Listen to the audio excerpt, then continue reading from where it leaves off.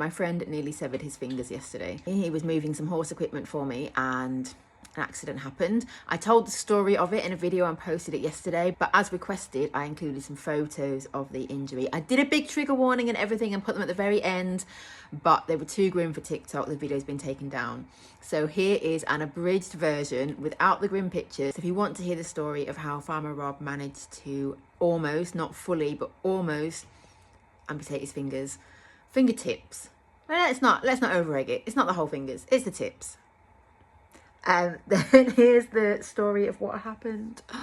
What a day. What happened was we'd have a set of stocks at the barn. And stocks are like, for anyone who doesn't know, like a sort of metal frame that you can walk a horse into. It's padded on the sides and the front. And you can walk a horse in, cross-tie them in it, you kind of shut them in, and then you can do vet treatments like scanning mares for pregnancy, that sort of thing. Anything where you really want the horse to stay still, it's really good if you can use a set of stocks. And we've had them for ages, but to be honest, we don't really use them. They've been kind of hibernating in the barn, gathering dust. But Goldie's got a vet appointment coming up on Thursday, for which they will be really useful.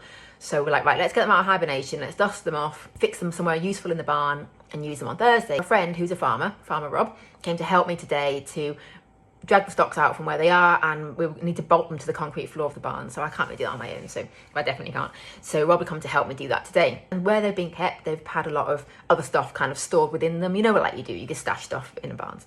So like pallets and wood things, blah. So the first thing was to either move all them out the way, or better, we thought, I'll just hold them like upright in the middle so they're not leaning on either side of the stocks. The stocks can then just be dragged backwards away from us, away from me holding this stuff, and then that stuff can just go back to falling on the side where it is. Like, it doesn't need to be moved fully.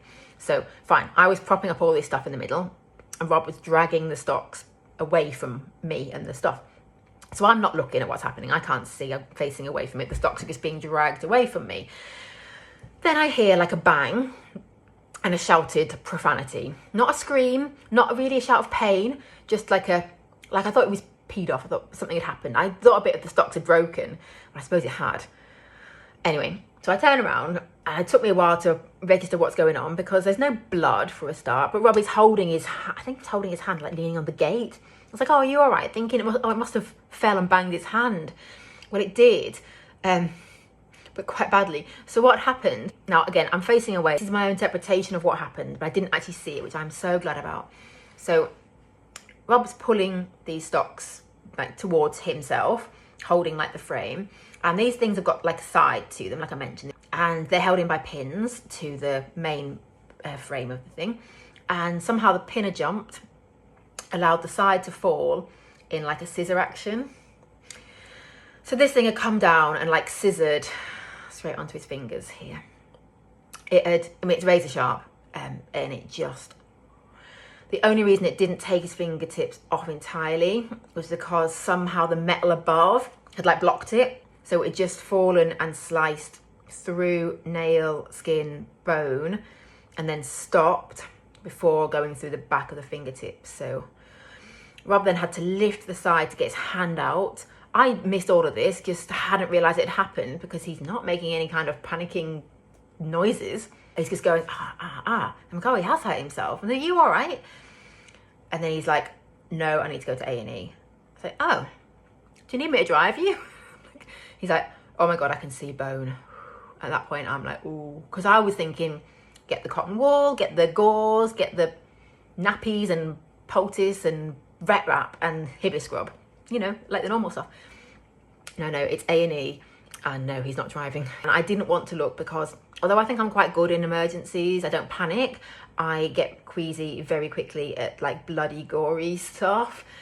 Like, it's always Heather that has to help the vet with castrations, because so I purposely couldn't look. He had no doubt that he needed to go A&E, and he was completely right. He could see bone in his fingers.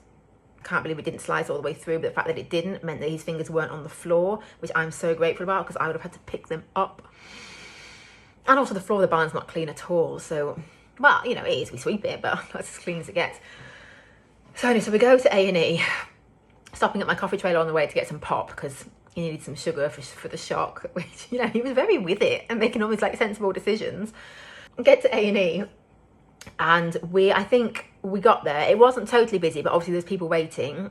and there, well, I think there was one person go in before us after we got there. We were seen very, very quickly. It's true, A&E take farmers very seriously. So we go to A&E and they x-ray and they're like, yep, the bones have been severed completely. So if you look at the hand, like from this side, it doesn't look so bad because the fingertips are still on.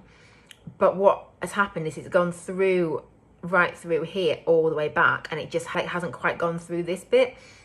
So from this side, it looks fairly normal. From this side, it almost looks normal, except that they're not quite aligned.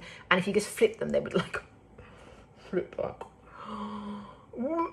So an auto amputation, they called it, and a major hand trauma. But they tested the nerve, that was good, and tendons good, and blood flow good. So these are all really positive signs. I'm not sure what of, but they're positive signs. And then what is happening is Rob is being referred to plastics in Preston tomorrow. There's a specialist centre there for plastic surgery. He's going there tomorrow. So they sent him home. They took him home. So he's at home now, going to Preston tomorrow. What they're going to do, I don't know. Because I was like, well, they just take them off. And the nurse was like, whoa, hang on a minute. So obviously they're not just planning to just whip them off and sew up the stubs. I guess they're going to try and save them.